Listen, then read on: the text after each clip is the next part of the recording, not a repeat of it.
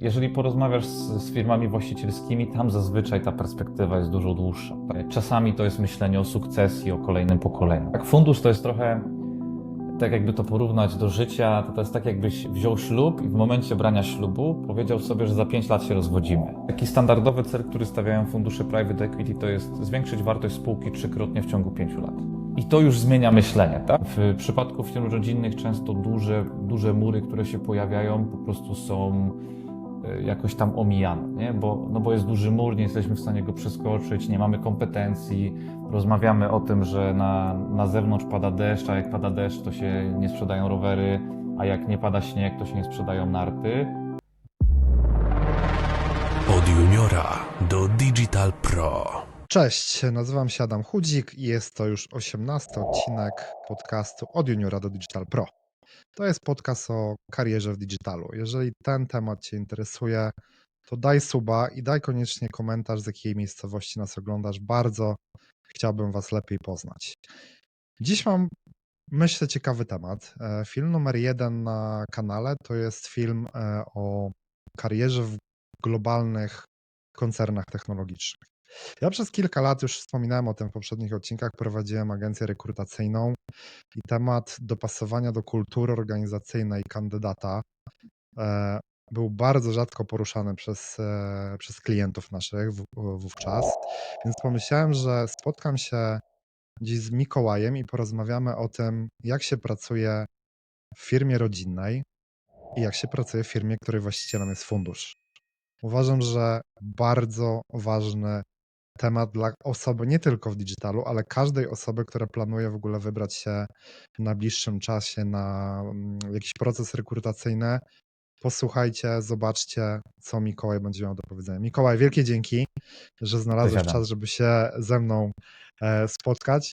Zawsze pierwsze pytanie, czy ty pamiętasz, Mikołaj, kiedy my się poznaliśmy? Nie mam pojęcia. Myślę, że to było pewnie z 7-8 lat temu, tak bym obstawiał. Ty pamiętasz? Wiesz co, też 99%, to chyba była, słuchaj, to był ten moment, ta konferencja, na której Marek Dorsz też przemawiał. Chyba ty też miałeś wystąpienie, co? To chyba było nasze takie pierwsze zetknięcie, bo Marek przytoczył to w odcinku i wydaje mi się, że to było nasze pierwsze. To słuchaj, no my liczyliśmy, że to było już 9 lat temu. Z kawał czasu. No tak mogło być, tak mogło być. To ciekawe czasy w e-commerce. Osoby z branży cię znają. Tutaj jakby nie trzeba cię pewnie przedstawiać za bardzo, ale powiedz trochę o sobie, żeby właśnie te osoby, które nie znają digitala, troszkę lepiej zrozumiały twoje doświadczenie zawodowe i czym się zajmujesz. Wiesz co, można powiedzieć, że od początku swojej kariery zawodowej, takiej profesjonalnej, jestem w digitalu. Moje doświadczenie jest głównie związane z firmami rodzinnymi, z firmami właścicielskimi. Zawodowo, tak etatowo miałem okazję pracować włącznie z obecną organizacją tylko w 2 firmach, natomiast miałem też okazję przez wiele lat pomagać i doradzać firmom, właśnie firmom o charakterze rodzinnym, firmom właścicielskim, myślę, bo to z jednej strony firma rodzinna, może nie zawsze firma właścicielska jest firmą rodzinną. Ja zacząłem od digitalu gdzieś tam w okolicach 2010 roku, czyli w momencie, w którym ten popyt na rynku na ludzi, którzy coś potrafią, był bardzo wysoki, a podaż ludzi, którzy cokolwiek wiedzieli na ten temat, nadal była niska. Ty zacząłeś jeszcze wcześniej, więc dobrze wiesz, jak ten rynek w tamtych czasach wyglądał.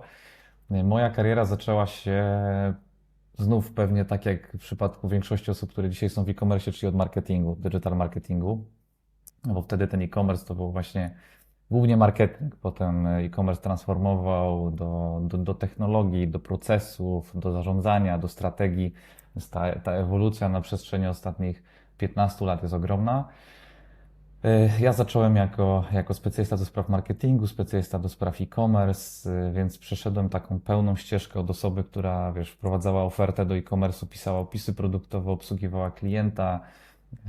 Już wtedy omnichannelowo się śmieję, bo część sezonu, ja wtedy pracowałem w branży sportów wodnych, część sezonu się pracowało fizycznie w sklepie, pracując z klientami, doradzając, a część sezonu pracowało się w e-commerce, budując ofertę na ten czas poza sezonem. Więc Omnichannel już wtedy dosyć silnie funkcjonował, mimo że dopiero zaczęło się o nim mówić silniej niedawno. To na pewno E, zgłębimy ten wątek tak, omnichannelu, to dobra. jest na bank zaplanowane. I potem dalszy rozwój tej ścieżki, czyli od takich ról specjalistycznych do ról menadżerskich, potem dyrektorskich w roli dyrektora e-commerce'u już w obecnej organizacji, potem dyrektora operacyjnego, czyli takiego dyrektora operacyjnego dotyczącego obszarów sprzedaży. I dzisiaj mam przyjemność od 2 lat być członkiem zarządu w spółce odpowiedzialnym za rozwój biznesu, czyli za sprzedaż i za marketing. Właśnie fajnie, bo ten podcast jest o drodze. Także fajnie, Mikołaj, że ty właśnie tą całą drogę przeszedłeś. Ja wiesz co, ostatnio grzebałem w pamięci, uznałem, że taki pierwszy moment, kiedy ja miałem styczność z digitalem, właśnie to był rok 2010. Ja wcześniej pracowałem, oczywiście robiłem różne inne rzeczy i w magazynie, i w biurze obsługi klienta, ale takie, wiesz, pierwsze zetknięcie moje było w 2010 roku, kiedy byłem taką osobą odpowiedzialną za sprzedaż do klientów korporacyjnych i miałem dużo łączenia systemów. Był EDI, to było głównie B2B, Mhm. czyli takie, wiesz, że głównie rzeczy handlowe i to łączenie systemów, no bo ja byłem takim, powiedzmy, łącznikiem pomiędzy działem technologii w firmie, w której wtedy pracowałem i klientem, więc mogłem z bliska to obserwować i wtedy mnie to mega podjarało, że takie rzeczy się dzieją, no i później faktycznie gdzieś w okolicach 2014 dotknąłem tego B2C, więc mamy gdzieś tam, powiedzmy, różny start, ale staż podobny. Tak.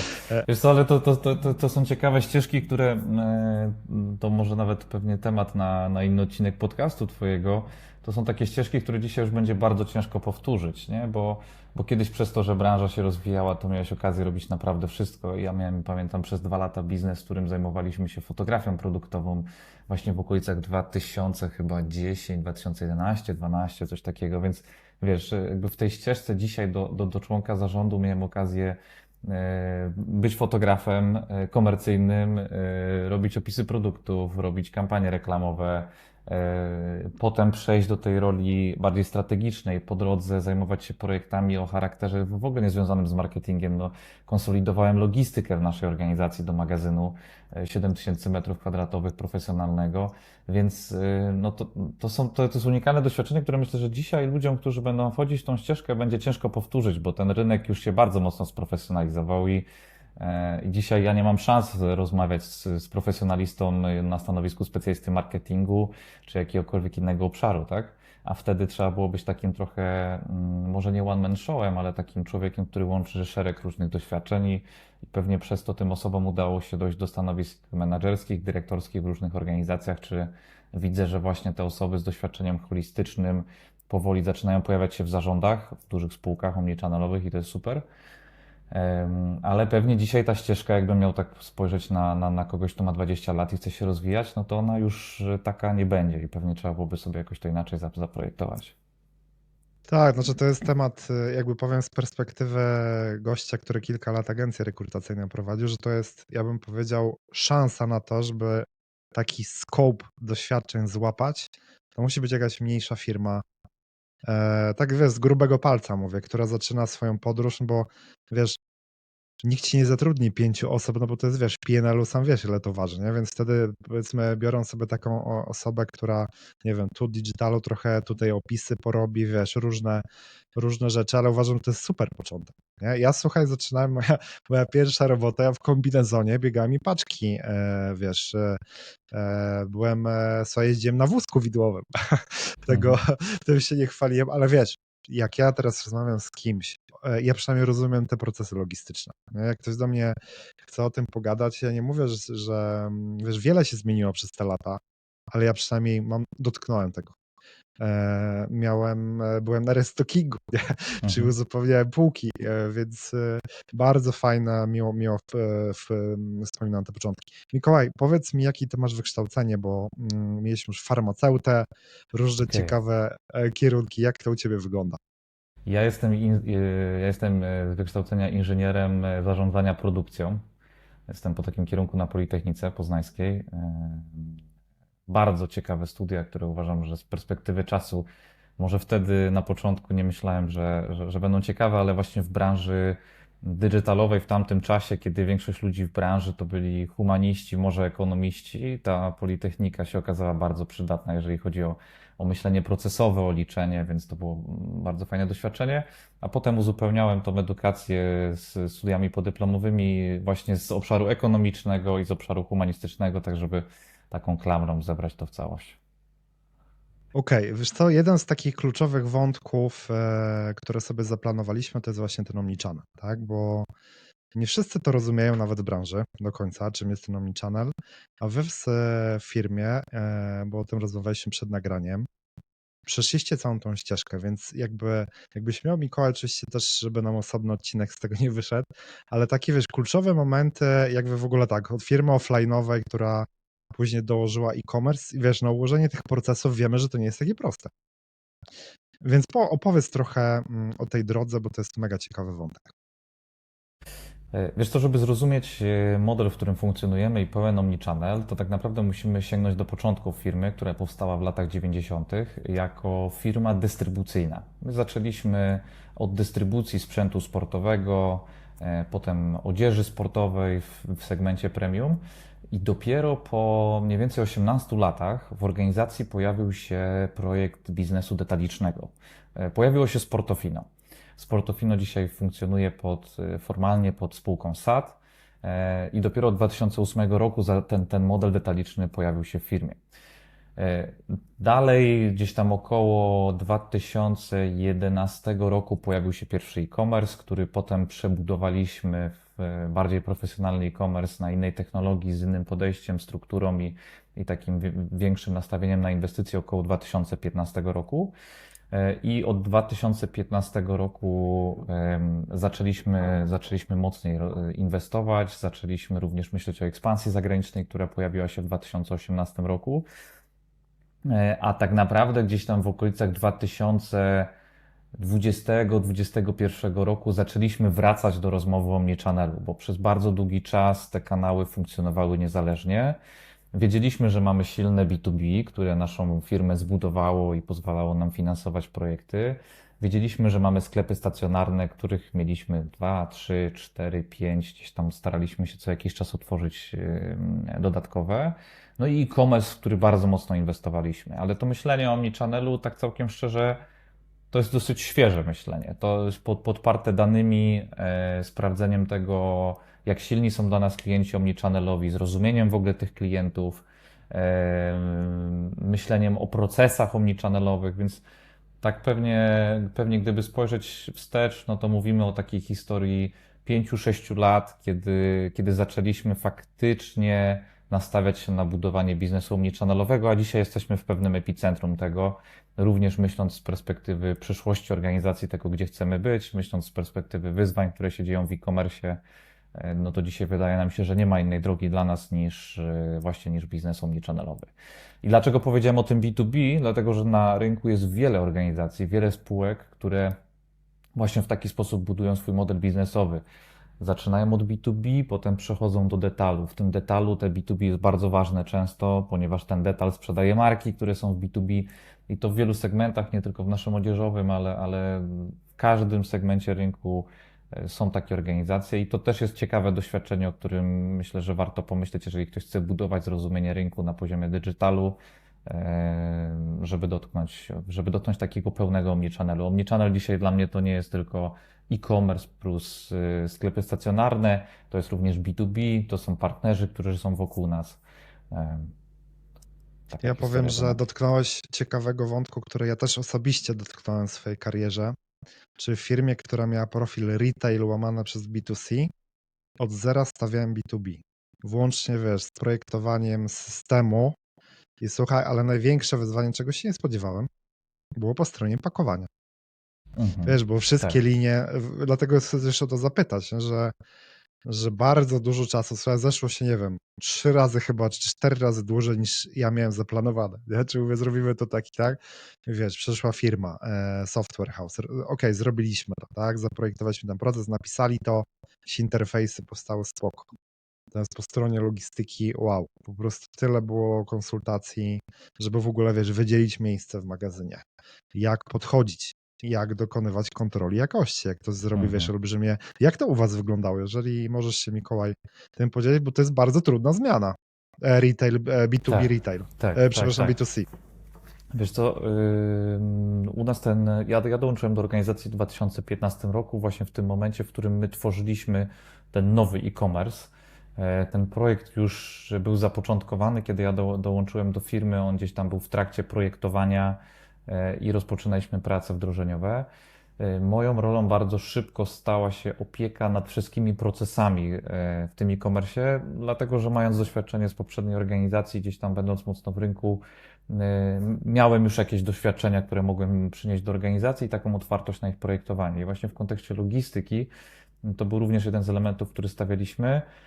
No musieliśmy, można powiedzieć, wszystko napisać od nowa, dlatego że organizacja w tamtym czasie miała już procesy. Na przykład z perspektywy logistyki my już potrafiliśmy wysłać paczkę do klienta, natomiast to wszystko działo się bardzo manualnie. Nie? To pamiętam takie czasy, gdzie mając na przykład sklep w Warszawie, jak klient przez e-commerce zamawiał produkt, to siedział pracownik, który w biurze brał kartkę, drukował te zamówienie i na tej kartce zaznaczał, który produkt musi zostać wysłany z którego sklepu.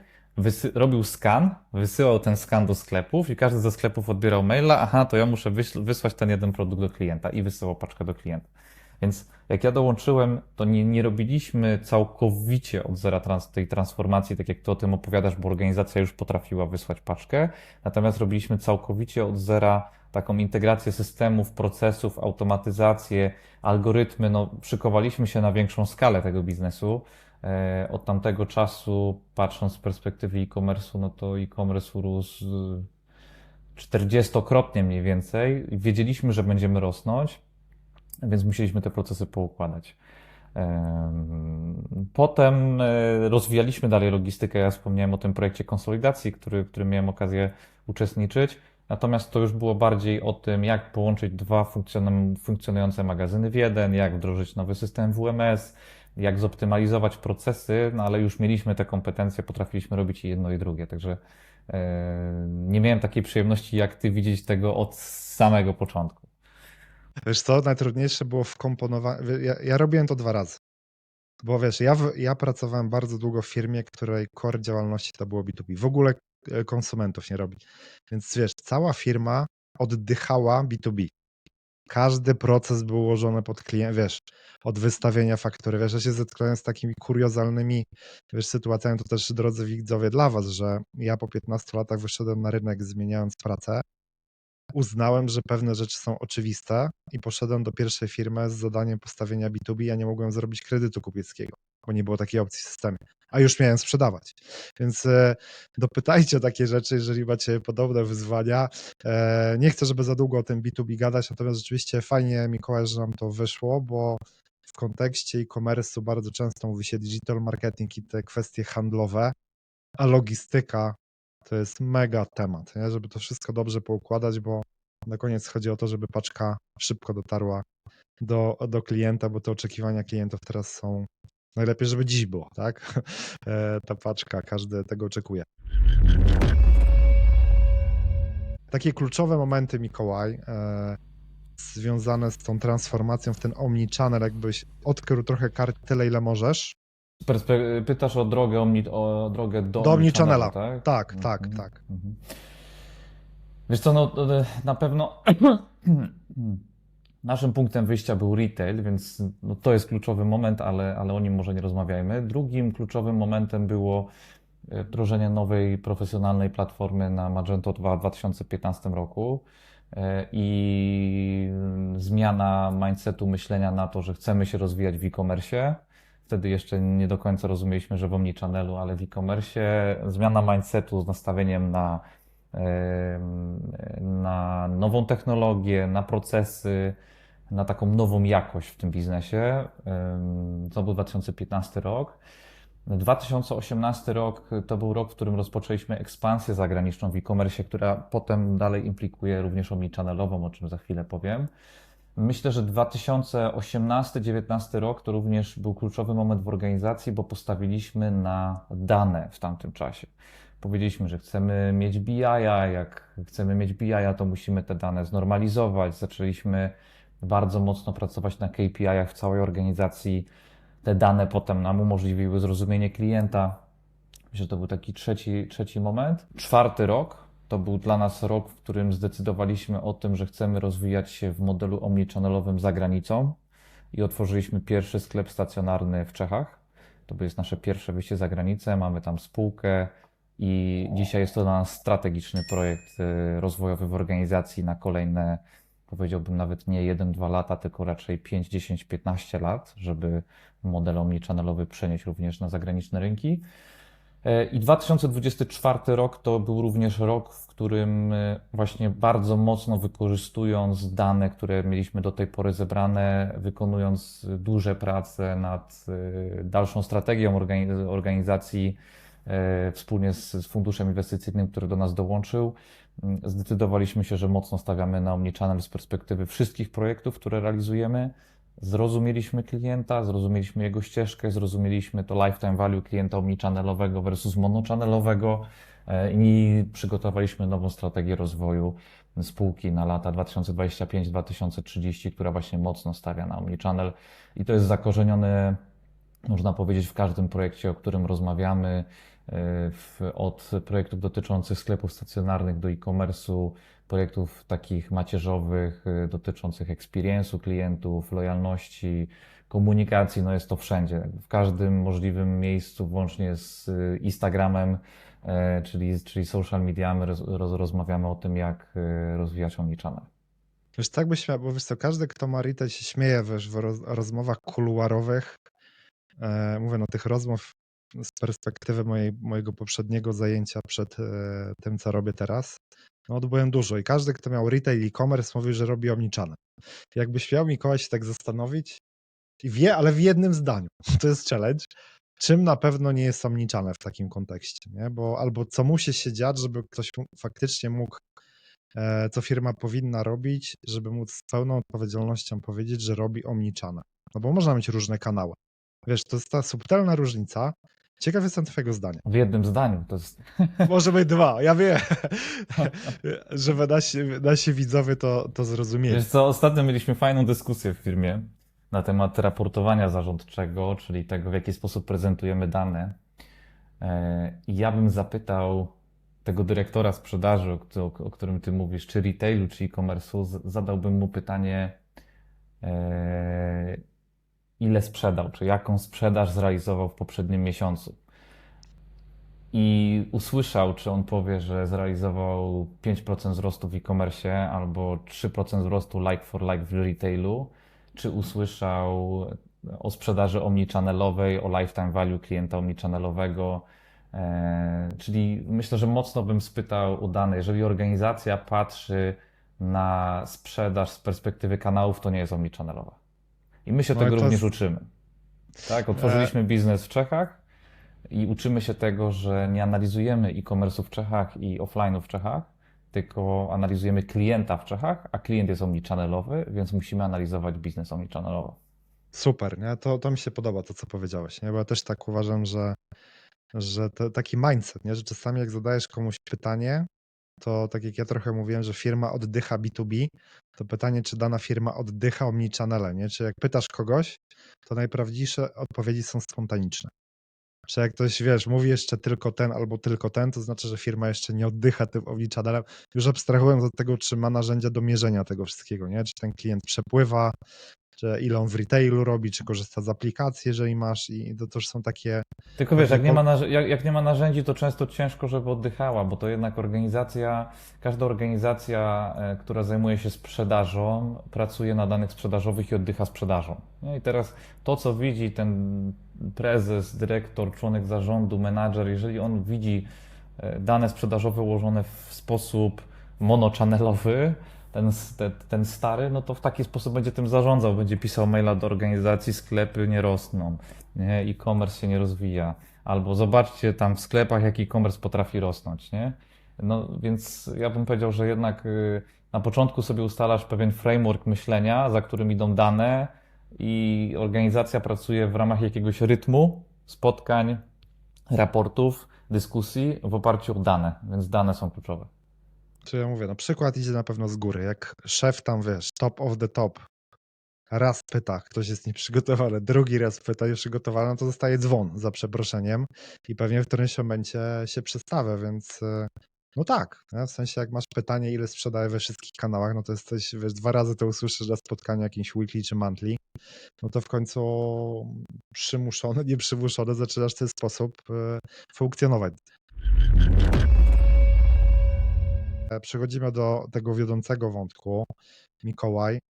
Ja widzę, że ten temat tej kultury organizacyjnej, on praktycznie na rynku nie istnieje. Ja chcę, żeby ci, którzy sobie zadadzą takie zadanie, żeby posłuchać tego odcinka z tobą, żeby się dowiedzieli, jak się pracuje w firmie rodzinnej, bo wy tą drogę przeszliście, i jak się pracuje w firmie, nawet już rzuciłeś takie hasło, raportowanie zarządcze.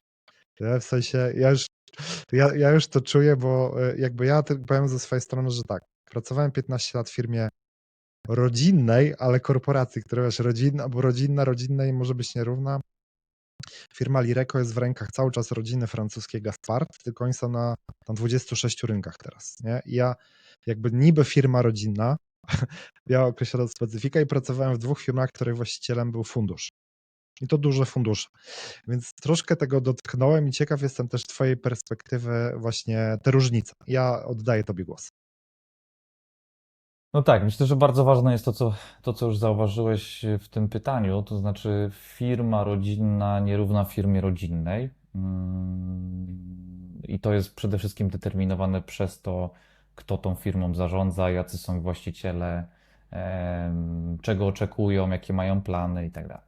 Więc myślę, że na pewno mojego przykładu nie da się przenieść na wszystkie firmy rodzinne, ale z drugiej strony widać pewien zestaw podobnych cech firm rodzinnych i na pewno widać zestaw podobnych cech firm, które są prowadzone przez fundusze, no bo to już jest pewien powtarzalny model biznesowy. Fundusze oczywiście też znowu między sobą się różnią. Są fundusze mniejsze, są większe, są bardziej korporacyjne, mniej korporacyjne, są bardziej aktywne fundusze, które wchodzą w zarządzanie spółkami i są bardziej pasywne. Mimo że co do zasady mogą to być pasywne instytucje, no to jednak każdy ma swój styl zarządzania. Fajnie powiedziałeś o tym, że mało się mówi o stylu zarządzania. Myślę też, że osoby, które będą słuchać, powiedzmy sobie wprost, nie będą miały wpływ na styl zarządzania w organizacji, do której wejdą, tak? Więc Ale dobrze, mogą dopytać, wiesz co, bo ja, ale wiesz, na czym mi bardzo zależy, żeby, i to będzie sukces, jeżeli w świadomości tych osób, które, nie wiem, pójdą na jakieś rozmowy, wchodzą do organizacji, żeby nawet zadały pytanie, tak, podrążyły trochę temat. Bo to jest trochę tak jak z tym omnichannelem. Jak wiele osób zacznie o to pytać, to coś może się ruszy na rynku, bo te pytania nie padają. Bo się o tym nie mówi. I ja chcę to zmienić w tym podcaście. Dlatego, Jasne. wywołałem ten temat i absolutnie się z tobą zgadzam, że to zależy też od człowieka, nie?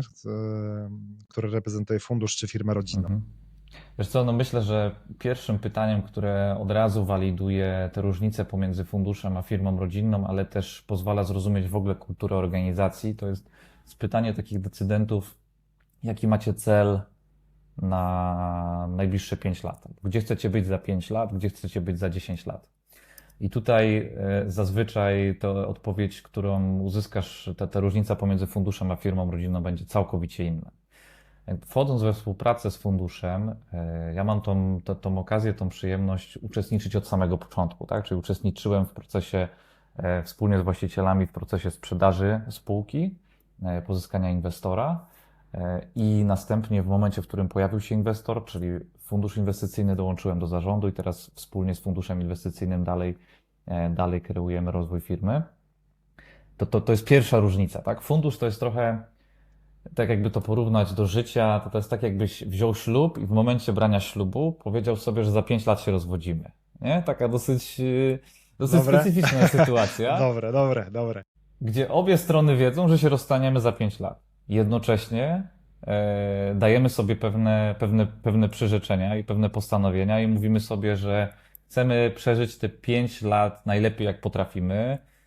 Chcemy, żeby to było 5 cudownych lat i żeby za 5 lat znaleźć sobie kolejnego nowego partnera i iść dalej w jakąś tam nową ścieżkę, nie? No to jak pomyślisz o tym z perspektywy takiej relacji związku, to już dużo otwiera w głowie, nie? Że jesteś w organizacji, w relacji z właścicielem, który wprost mówi, że jego tutaj nie będzie za mniej więcej 5 lat. Czasami to jest 3 lata, czasami 4, czasami 6, czasami jeszcze są dłuższe inwestycje, ale co do zasady mówimy około 5 lat. Jeżeli porozmawiasz z firmami właścicielskimi, tam zazwyczaj ta perspektywa jest dużo dłuższa, tak? Czasami to jest myślenie o sukcesji, o kolejnym pokoleniu. Czasami to jest po prostu nastawienie na to, że chce się tą firmę mieć, chce się w niej być. Więc ten horyzont czasowy w firmie rodzinnej zazwyczaj jest dłuższy i nie funkcjonuje w tak jasny sposób, jak funkcjonuje w funduszu. Czy pierwsza zasadnicza różnica, jakby perspektywa czasowa podejmowania decyzji, tak? Firma rodzinna. Ja też takie mam obserwacje, Mikołaj, tak, no przynajmniej 2 punkty widzenia zderzymy, to może też troszkę ja też tak uważam, to jest moje osobiste doświadczenie, tak, znów, że w tej firmie rodzinnej te decyzje były, wiesz, my tutaj w Polsce już robimy to, zobaczcie, konkurencja. Hold on, zastanowimy się, wrócimy do was za miesiąc, a w tych firmach, gdzie był fundusz, gdzie jest sprzedaż, już, robimy. No, ja mówię o swoich doświadczeniach. Więc faktycznie czuć było tą różnicę w tej perspektywie. Wiesz, bo to znowu wracamy do dyskusji o tym, na co patrzy ktoś, kto jest na samej górze. I w przypadku funduszu patrzymy na wartość, tak? Czyli masz kwartalną ocenę wartości spółki, miesięczne raportowanie finansowe, właśnie najrzadziej kwartalne wyceny spółki, więc coś, o czym nie rozmawiasz w firmie rodzinnej, bo firma rodzinna niekoniecznie jest o wartości, to myślę, że jest drugi punkt. Czasami ktoś ma firmę rodzinną, bo ją chce mieć, czasami z perspektywy finansowej firmy są ustawione pod zysk, czasami pod cash. Z perspektywy funduszu my budujemy wartość spółki. W ogóle hasło wartości to jest coś, z czym ja się dopiero spotkałem pierwszy raz właśnie na drodze sprzedawania firmy, jeszcze przed tym, jak pojawił się fundusz. Myśleniu o tym, że to nie zawsze chodzi o to, ile ty na koniec dnia zarabiasz, tylko o tym, ile jest warta twoja spółka, bo fundusz kupuje pewną wartość i sprzedaje pewną wartość. Wartością dla funduszu jest wycena spółki i czy pewnie jakaś zdolność do jej sprzedania. Natomiast wartość z perspektywy rodziny może być zupełnie inna. To właśnie może być, że chce przekazać firmę komuś albo chce w niej pracować przez kolejne 15 lat i tak chce budować firmę, żeby mógł w niej pracować przez kolejne 15 lat. To mogą być cele finansowe, że co roku chce zarabiać 1 albo 10 milionów, albo chce co roku wypłacać sobie dywidendę jakąś, więc mówimy o zupełnie innej dyskusji i też to myślenie o wartości przekłada się potem na budowanie strategii rozwoju firmy, bo my mówimy o tym, jak kreować większą wartość spółki. My nie rozmawiamy tylko o tym, jaką EBITDA zrealizowaliśmy w ostatnim kwartale czy w ostatnim roku, tylko co zrobiliśmy, że ta spółka jest więcej warta. Więc to długofalowe planowanie też jest inne. Super. Co to oznacza dla zespołu? To są mega ciekawe rzeczy. To, co powiedziałeś, myślę, że bardzo rozwojowe, jak sobie ktoś tego posłucha. Natomiast właśnie ta zmiana, Mikołaj, co ona oznacza dla zespołu tak naprawdę? Czy coś się zmienia, czy kultura troszkę się zmieniła, czy ty zaobserwowałeś jakieś właśnie takie kluczowe No różnice? zobacz, masz ograniczony czas, w którym musisz zwiększyć wartość spółki. I taki standardowy cel, który stawiają fundusze private equity, to jest zwiększyć wartość spółki 3-krotnie w ciągu 5 lat. I to już zmienia myślenie, tak? Jeżeli siadasz do projektów z zespołami, z menadżerami, ze specjalistami, to Ciebie interesuje, co zrobisz, żeby w przeciągu najbliższego kwartału ta spółka miała większą wartość. Ty nie zadajesz pytania, czy to jest pomysł, który podoba się właścicielowi, czy to jest coś fajnego, tylko Ty zaczynasz pracować na liczbach, bo jesteś rozliczany z liczb, a tą liczbą, z której jesteś rozliczany przede wszystkim, to jest wartość spółki. Więc szukamy projektów, które dostarczają wartość. I teraz, jak patrzysz z perspektywy takiej operacyjnej na co dzień, jesteś menadżerem, przychodzisz do pracy, masz zespół 5 osób, każdy z nich generuje pomysły, ty generujesz pomysły, to do zasady dzisiaj największym wyzwaniem moim zdaniem jest priorytetyzacja tego, co chcesz zrobić. Teraz przychodzisz i masz do wyboru, możesz zrobić w swoim zespole 30 rzeczy. Jak masz wybrać, czym masz się kierować tym, co zrobić? No kierujesz się tym, co może wykreować wartość tej spółki, więc zaczynasz też rozmawiać o tym, czy jeżeli jestem marką, nie wiem, producentem butów, to czy lepiej jest z perspektywy wartości tej firmy w przyszłości, żebym rozwijał swój e-commerce, czy lepiej, żebym wszedł na marketplace'y, czy lepiej, żebym był w Polsce, czy za granicą, jak to może wyceniać rynek, komu możemy się w przyszłości dalej sprzedać, dla kogo to może mieć jakiś value. Więc na Ja mam poziomie... pytanie, Mhm. Mikołaj, takie, bo ty mówisz o tej wartości. Czy ludzie to rozumieją? W sensie, jak ty rozmawiasz, wiesz, no ty pewnie masz gdzieś tam menadżerów, ale no pewnie jakieś obserwacje masz. No bo ty reprezentujesz high level, w sensie, wiesz, punkt widzenia. Bo ja też pamiętam siebie. No wiesz, jak ja zaczynałem pracę, szczerze mnie interesowało, czy wiesz, kiedy wypłata wpłynie, wiesz, mówiło o takich przyziemnych rzeczach. Czym idziesz dalej, to wiadomo, że twoje horyzonty są coraz szersze, tak? I ty masz tych horyzontów, bo wiesz, jesteś już kawał czasu, jesteś dinozaurem, tak jak i ja w tej branży i wiesz, masz inną perspektywę niż taka osoba, która jest 2-3 lata. Właśnie, czy ci ludzie to rozumieją w ogóle? Jak tak siadacie przy stole i gadacie, Wiesz to co, to właśnie, jak oni to zależy. odbierają? To zależy. Znaczy, pierwsze to trzeba sobie powiedzieć, że ja uważam, że nie powinniśmy oczekiwać od wszystkich, że rozumieją wszystko. Ja też pamiętam, jak byłem w tym miejscu i kiedy słuchałem dyrektorów na konferencjach, będąc młodym menadżerem, słuchałem i sobie zastanawiałem, o czym oni mówią. Jakby, przecież to to nic nie wnosi, nie? Wiesz, więc mam też tę taką perspektywę, że teraz nawet czasami się śmieję, że na spotkaniach z menadżerami i mówię, dobra, to teraz już kończę tą część, na którą wszyscy siedzicie i mówicie, o czym on mówi i przejdźmy do operacji. Więc pierwsza rzecz to myślę, żeby nie oczekiwać od wszystkich, że zrozumieją wszystko, dlatego że w organizacji są ludzie, którzy zajmują się operacjami, których ja już nie rozumiem, ale oni mają się świetnie znać na operacjach i oni właśnie mają dostać do realizacji, czy wspólnie ze swoimi menadżerami stworzyć projekty, które będą rozumieli, które będą operacyjne i będą realizowały te cele strategiczne i ten element kreowania wartości. Czyli ja staram się wytłumaczyć organizacji, dlaczego robimy projekt A nie projekt B, ale nie wszyscy muszą to zrozumieć. A druga rzecz, którą bym powiedział, moją obserwacją, jest to, że naprawdę ludzie potrafią zaskakiwać i ostatnio miałem bardzo ciekawe warsztaty, na których mieliśmy przekrój menadżerów z różnych organizacji, z różnych części organizacji. I właśnie wywołałem jeden taki temat strategiczny dotyczący efektywności kosztowej organizacji w gronie bardzo zróżnicowanym. Od takich menadżerów pierwszego szczebla do poziomu dyrektorskiego. I uwierz mi, naprawdę na różnych szczeblach organizacji są ludzie, którzy mają szerokie spojrzenie, którzy chcą wiedzieć, mogą nie zawsze rozumieć, ale chcą być partnerami w dyskusji i chcą rozumieć, że organizacja ma pewne cele strategiczne albo pewne wyzwania strategiczne. Nawet jeżeli z tego, co powie zarząd, zostanie zrozumiane 20-30%, to ktoś zrozumie 5, ktoś zrozumie 50, natomiast jesteśmy w pewnej dyskusji, nie? Nadajemy pewien język komunikacji. Więc długa odpowiedź na krótkie pytanie. Nie wszyscy to rozumieją, ale nie wszyscy muszą to zrozumieć, ale myślę, że obowiązkiem osób w stanowiskach zarządu czy dyrektorów jest informowanie, jest edukowanie, jest pokazywanie tego kierunku. Nie? To tak z twojej perspektywy, jak miałbyś porównać jeszcze, Mikołaj, bo to też cały czas jest ten główny wątek. Jak pracowałeś, słuchaj, z właścicielem przed funduszem i z funduszem, jak takie, nie wiem, no ze 3 różnice, które ty zaobserwowałeś w sposobie współpracy? Okej, no to myślę, że kolejnym takim punktem, no bo powiedzieliśmy o czasie, powiedzieliśmy o budowaniu wartości. Ja bym powiedział, że kolejnym punktem jest, ja to nazywam nie czy, tylko jak.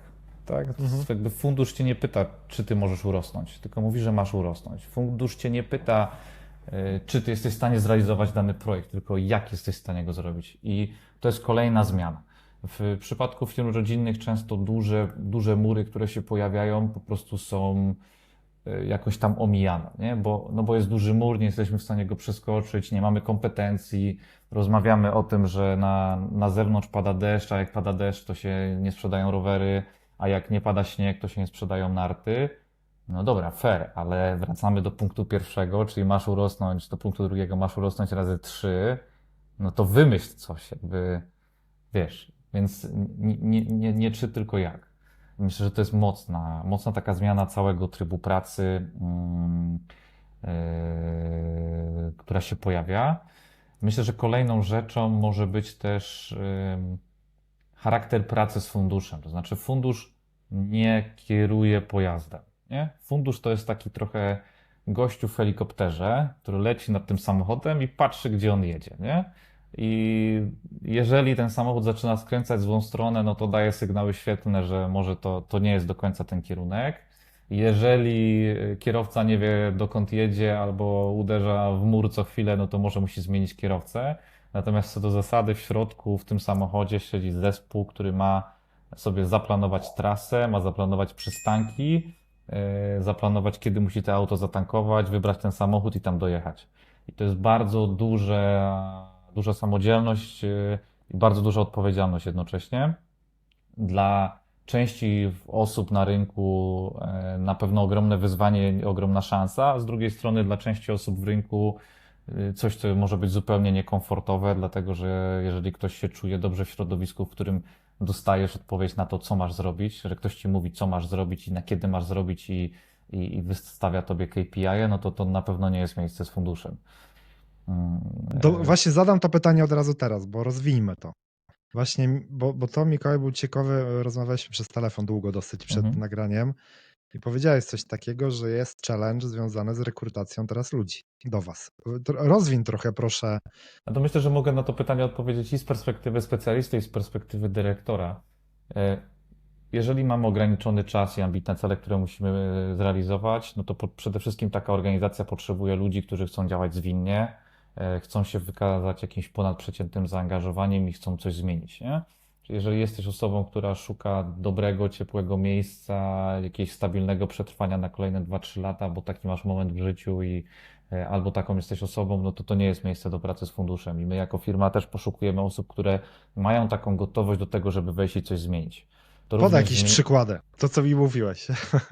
W sensie takie wiesz, okej, to- te antyprzykłady, bo to było to za śmieszne. chwilę, to podam to jako drugi Okej. przykład, a jeszcze ciągnąc ten element, to co zmienia fundusz, to zmienia też oczekiwanie, zmieniając oczekiwanie co do tego, jak szybko będziemy się zmieniać, to zmienia organizację i nastawia ją na większą profesjonalizację.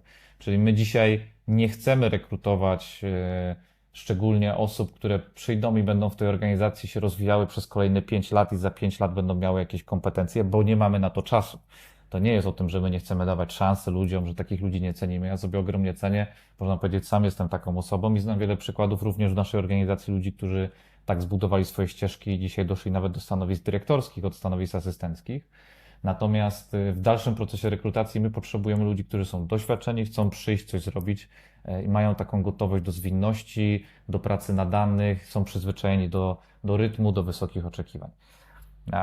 Drugi przykład, który pewnie masz na myśli, to jest przykład bardziej z poziomu dyrektorskiego, już nie specjalistycznego, tego, że w pracy z funduszem to ty, wiedząc jaki masz cel do osiągnięcia, który jest prosty, zwiększyć wartość spółki o konkretny mnożnik, to ty ustalasz priorytety, to ty ustalasz zadania i zespołowi, i sobie. Nie? I teraz, jeżeli przychodzisz na rekrutację i to na stanowisko dyrektorskie i to ty pytasz, co masz tutaj do zrobienia i co będziesz musiał zrobić za miesiąc, za 3 miesiące, za 6 miesięcy czy za 2 lata, jakie są priorytety, no to jest złe pytanie.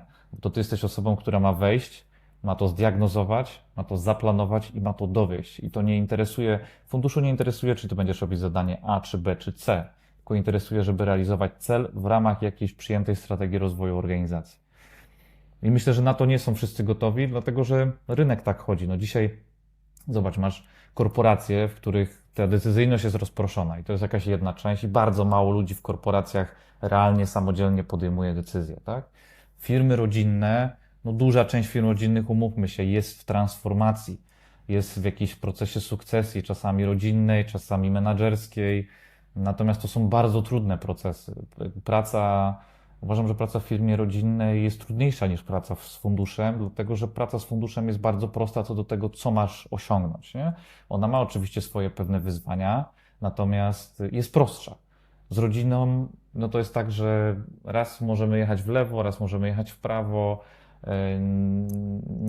Często te cele też nie są wyznaczone do końca, a tutaj jest prosto. I z tych firm rodzinnych ciężko wyjść z takim doświadczeniem, że byłem w firmie rodzinnej, miałem realną decyzyjność, bo często właściciele podejmują decyzje. Więc mało jest ludzi na rynku, którzy mają realne doświadczenie podejmowania decyzji. Tutaj zgadzam się z Tobą, że mimo to fajnie jest myśleć o firmach rodzinnych jako początku rozwoju swojej kariery, bo tam ma się możliwość wzięcia szerszego zakresu odpowiedzialności, poznania szerszych obszarów, nie tylko i wyłącznie wskoczenie w jakieś jedno miejsce. Firmy rodzinne są też często takim miejscem, w którym właśnie jest jakiś proces transformacji, bo w Polsce te firmy powstawały w latach 90., więc dzisiaj naturalnie, co wynika z wieku właścicieli, one są w procesie sukcesji. One są trudne w pracy na pewno, natomiast jednocześnie dają bardzo dużo szans na rozwój kariery. Tych firm z funduszem jest zdecydowanie mniej, więc trafić do takiej firmy pewnie będzie tutaj Wam, słuchaczom, trudniej, ale jeżeli będziecie mieć taką możliwość, to Was gorąco do tego zachęcam, bo to ścieżka na naprawdę ambitne kilka lat rozwoju i możliwość profesjonalizacji siebie i uczestniczenia w pewnym procesie zmian. Ja powiem, Mikołaj, że jest fantastycznie, że powiedziałeś pewną rzecz, bo prowadząc agencję, mieliśmy zawsze na początku taki warsztat z klientem. I słuchaj, jedno z pytań, powiem Ci, że ta checklista tych pytań powstawała bardzo długo, bo wynikała z doświadczeń. Jedno, słuchaj, z pytań, bo Ty powiedziałeś bardzo ważną rzecz, że szukacie ludzi, którzy dowiozą to, co macie dowieść, nie? Czyli dopasowanych do wyzwań. I powiem Ci, że bardzo wielu właścicieli z firm rodzinnych, jak pytałeś, to co ta osoba ma, powiedzmy, w ciągu roku czy dwóch dowieść? No bo zazwyczaj, wiesz, rozmawialiśmy o wyższych stanowiskach i było, nie wiem. Nie, w sensie, Ma być, to ma jest, być. ma być. Nie, bo wiesz, ja zawsze mówiłem, że to jest różnica robić, a zrobić. Nie? W sensie, to co ty powiedziałeś jest bardzo ważne i to są też słowa, które chciałbym, żebyście, drodzy widzowie, bo wy też powinniście o to zapytać na rozmowie. To jest wasz obowiązek, bo wiadomo, fajnie było, gdyby menadżer rekrutujący wam to powiedział, ale jak wy nie zapytacie, to stawiam tezę, że raczej się ta odpowiedź nie pojawi, czyli jak idziesz gdzieś na daną rozmowę, to co tam jest właśnie o te cele, o które ty powiedziałeś, gdzie firma chce być. Wiecie, ja nie myślałem o tym mając 21, 2, 3 lata, nie? Bo nikt mi tego nie powiedział, więc dlatego my rozmawiamy. Niech to idzie w świat, Mikołaj. Bardzo ważne rzeczy, które absolutnie pokrywają się z moją perspektywą na tym rynku rekrutacyjnym w digitalu. Work-life integration, mega ważny temat. Ja na swoich social mediach bardzo dużo o tym mówię, bo ja uważam coś takiego, że digital to jest, jak sobie porównasz osoby, które, nie wiem, w Żabce pracują, tak? Czy w magazynie na zmianę, czy w takich typowych, stacjonarnych, nazwijmy, miejscach, to jednak digital, nie mówię, że zawsze, bo to też chodzi o otwartość firmy na hybrydę czy na pracę zdalną, różnie to wygląda, ale digital przynajmniej daje taką szansę, żeby trochę lepiej zarządzać swoim czasem. Nie musisz może stać w korkach. Powiedz mi, bo ja wiem, Mikołaj, jak to jest pracować na takich wysokich stanowiskach, szczególnie z funduszem. To jest presja. Powiedz mi, jak ty w ogóle tym wszystkim zarządzasz? Jak sobie z tym wszystkim radzisz? Bo to jest stres, no umówmy się, tak? Ty masz zapłacone za odpowiedzialność i za dowiezienie pewnych rzeczy. Jak to u ciebie to wygląda? Wiesz co, zgadzam się z Tobą, że digital daje taką przestrzeń do tego, żeby popracować trochę inaczej. Tutaj pełna racja. No, digital dzisiaj stał się takim trochę lifestylem. Wiesz, dużo ludzi pracuje w digital marketingu, dużo ludzi pracuje w e-commerce. Trochę to wszystko się gdzieś tam przenika również z technologią, która jest nieodłączną częścią. Więc na pewno digital, jeżeli ktoś myśli o pracy, jest taką przestrzenią do tego, żeby pracować inaczej, pracować też z innymi ludźmi. Jak porównamy mediany wieku, wiesz, struktur retailowych, a struktur e-commerce'owych, digitalowych, no to ona jest zupełnie inna.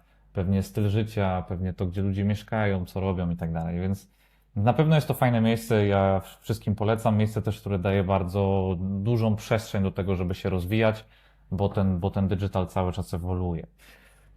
Jeżeli chodzi o tą drugą część pytania, którą zadałeś, czyli jak sobie radzi z tym work-life integration z perspektywy jakichś stanowisk z większą odpowiedzialnością. Dla mnie to było zawsze sport, to było wyjście na świeże powietrze, to był outdoor, czas z rodziną, też mam dwie małe córki, więc staram się tym w jakiś sposób balansować. No nie ma co ukrywać, takie role to są role, w których pracuje się cały czas i pracuje się bardzo dużo. Jednocześnie pracuje się w trochę innym systemie niż pracują specjaliści, tak? Dlatego, że ja nie przychodzę do biura od do, Ja nie pracuję 5 dni w tygodniu od do, natomiast pracuję 7 dni w tygodniu, tylko pracuję w różnych rytmach, tak? Czasami jestem w biurze 6 godzin, czasami jestem 10 godzin, czasami siedzę wieczorem do 23, czasami zaczynam w niedzielę rano pracą w kawiarni przez 3 godziny. Łączę wyjazdy prywatne z wyjazdami służbowymi. Jak jadę na wakacje, to po drodze staram się spotkać z kimś biznesowo, bo skoro już tam jadę, to wykorzystuję ten czas. Więc myślę, że to się da połączyć. Ale z drugiej strony też gdzieś tam mam z tyłu głowy, że jestem pewnym szczęściarzem, dlatego że pracuję w branży, którą kocham. Myślę, że to mogę śmiało powiedzieć. Dla mnie ten aktywny tryb życia, to mogą być podróże, to może być sport, to może być po prostu przebywanie w naturze, to jest coś, bez czego nie wyobrażam sobie funkcjonować, a mam przyjemność pracować w tej branży, tak? My sprzedajemy premium sport fashion i no, łatwiej mi jest pewne rzeczy połączyć. Być może gdybym sprzedawał kaloryfery, to trudniej byłoby mi połączyć branżowy event z wyjazdem prywatnym, no chyba, że kaloryfery byłaby konferencja kaloryferów w górach, Zakopanem. Z tego co wiem, takie też się odbywają, także wiesz, więc tutaj myślę, że jestem szczęściarzem, no i moja praca zawodowa też wcześniejsza w branży sportów wodnych też była z tym powiązana i tak naprawdę praca pojawiła się z hobby. I myślę, że raczej stoję na stanowisku tych osób, które uważają, że można połączyć jedno z drugim. Bo wiesz, wiele dyskusji toczy się na temat tego, czy praca w hobby, to czy pozwala utrzymać to, że to nadal jest hobby, czy to już jest praca, bo cokolwiek robisz prywatnego, zaczynasz myśleć o tym również w aspekcie biznesowym. Wiesz, idziesz do sklepu na ulicy rowerowego, żeby zobaczyć rowery, no to już patrzysz, czy są nasze produkty, nie? Patrzysz, kto jest dystrybutorem. Jedziesz na jakiś festiwal górski, oglądasz filmy, ale zastanawiasz się, czemu tu jest konkurencja, a nie ty.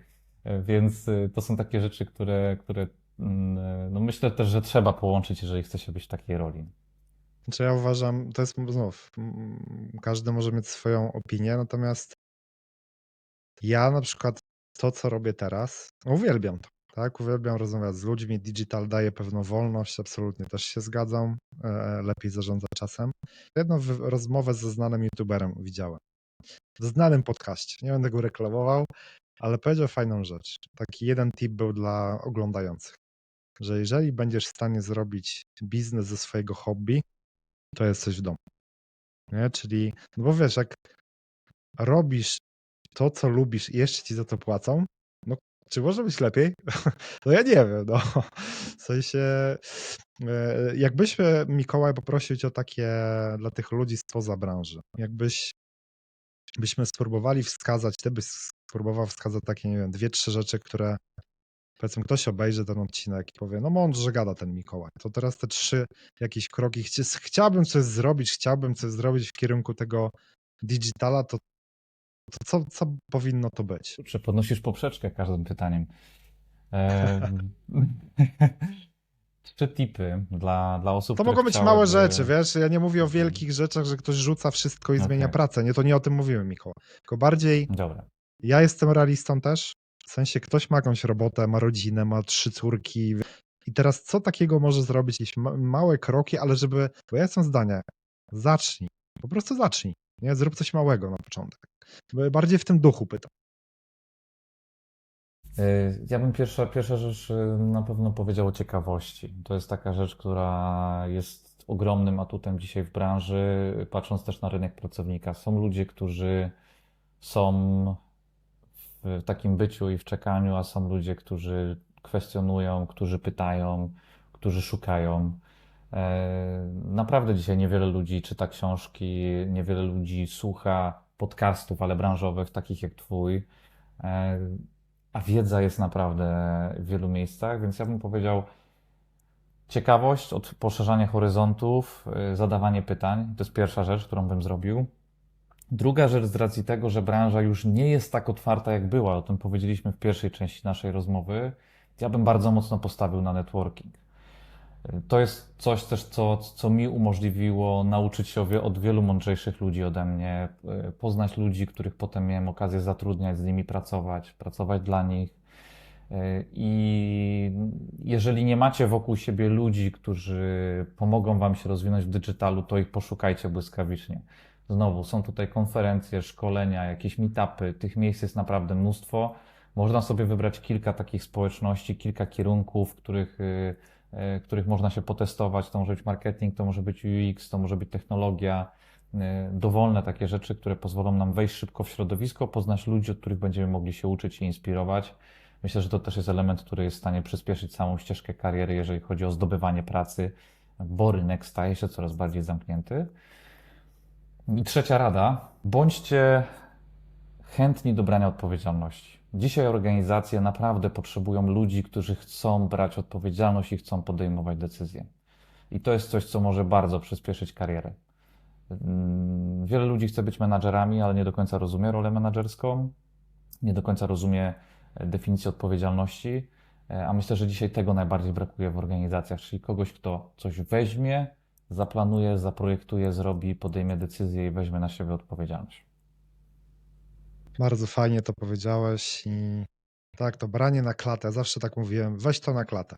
Jak miałem zespoły, pracowałem dla firm i faktycznie ja też jako menadżer ceniłem najbardziej ludzi, którzy się nie bali. Często robili błędy, okej, ale brali, tak? I ja wtedy wiedziałem, że mogę na taką osobę liczyć, że jak zostawię temat, że nie będę musiał się dopytywać co 2 dni, czy coś się dzieje z tematem, więc faktycznie to jest mega istotny temat. Czy są Wiesz, jakieś, Mikołaj... ja Proszę? tylko pociągnę to taką anegdotą, bo pamiętam, do dzisiaj pamiętam taką lekcję ze swojego pierwszego dnia pracy fizycznego. Pracowałem wtedy w poznańskim sklepie ze sprzętem wodnym i dołączyłem do zespołu i moim zadaniem było właśnie kompletowanie paczek, a propos twojego doświadczenia. Podobny start. Tak, no i wiesz, wyobraź sobie, że jest taki sklepomagazyn, który ma 500 metrów kwadratowych i tam jest mnóstwo różnych SKU-sów, tam tysiące SKU-sów i musisz znaleźć produkt, żeby go przygotować dla klienta. No i moim zadaniem było chodzić i robić ten picking. Oczywiście no to były tam czasy 2000 dawno i nie było żadnych oznaczeń lokacji, systemów i tak dalej. Po prostu jak to w małej firmie Okej. chodzisz i szukasz. No więc taką miałem listę i właściwie co brałem jakąś pozycję z tej listy, miałem taką kartkę, szukałem tego produktu, nie byłem w stanie go znaleźć. Więc kończyłem, wracając do mojego kolegi Ryśka i pytałem go, Rysiek, gdzie można to znaleźć, nie? No i on za piątym razem powiedział, Zygmański, wejdź sobie do systemu i poszukaj, nie? Więc jakby nie zawracaj mi głowy. I to jest trochę, wiesz, takim przeniesieniu na dzisiejsze realia, to jest dokładnie o tym samym, czyli bądź samodzielny, tak? Jak czegoś nie wiesz, to poszukaj. Kurczę, no dzisiaj mamy AI. To pomaga nie tylko specjalistom, to pomaga menadżerom stać się dyrektorami, nie? Dyrektorom stać się członkami zarządu. Jeżeli czegoś nie wiesz, to nie potrzebujesz zapisać się na szkolenie, które będzie za pół roku w Warszawie i tam spędzić tygodnia. I to jest o tej elastyczności też, o czym powiedziałeś w digitalu, tylko wchodzisz, edukujesz się, jesteś w stanie za 2 dni spotkać się ze swoim menadżerem, mieć przygotowany plan, który my w czasach, w których my się uczyliśmy tego, no to musieliśmy gdzieś tam szukać na jakichś zagranicznych portalach, pójść na jakąś konferencję, może poznać kogoś, kto coś ci opowie, nie? Tu masz wszystko na wyciągnięcie ręki, więc Często bierz na klatę. ja powiem ci, że a propos, już nie, żeby nie zanudzać ludzi tym AI-em, bo tym kontentu jest tyle, ale ja mam takie przemyślenia, że jak wiesz o co zapytać ten AI, to naprawdę to jest taka kopalnia, bo większość ludzi nie wie o co zapytać w kontekście, nie? W sensie, że no, musisz trochę wniknąć w temat, żeby później go zgłębić. Więc ja też uważam, że jest tyle, no po to robię ten podcast, żeby ludzie mogli sobie czy na Spotify, czy na YouTubie, czy na Apple Podcast posłuchać, bo tu są sami drodzy widzowie wyjadacze, jak Mikołaj.